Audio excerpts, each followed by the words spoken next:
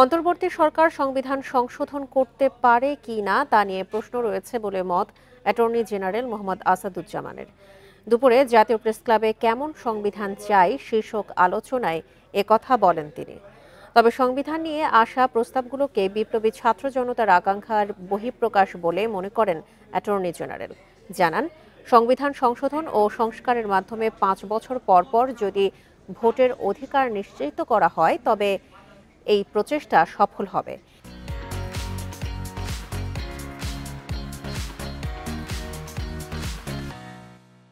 এ সময় নির্বাচন সংস্কার কমিশনের প্রধান বদিউল আলম মজুমদার বলেন, পঞ্চদশ সংশোধনী বাতিল হলেই যে তত্ত্বাবধায়ক সরকার ফিরবে এমন নয়, এক্ষেত্রে সংসদেরও ভূমিকা লাগবে।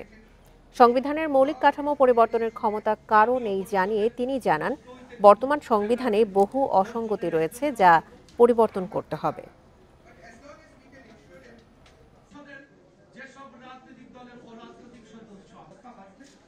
এগুলোকে বেসিক স্ট্রাকচার, যে মৌলিক কাঠামোর মর্যাদা দেওয়া হয়েছে এবং মৌলিক কাঠামো পরিবর্তন করার কারো অধিকার নাই আমাদের সেই কনস্টিটিউয়েন্ট অ্যাসেম্বলি ছাড়া। স্থানীয় সরকার ব্যবস্থায় জনগণ অংশগ্রহণের জন্য তার স্বাধীন সার্বভৌম ক্ষমতা যাতে প্রয়োগ করতে পারে সেই বিষয়টি নিশ্চিত করার জন্য যা যা করণীয় তাই করলেই আমার মনে হয় সেই সংবিধান সার্বভৌম হবে।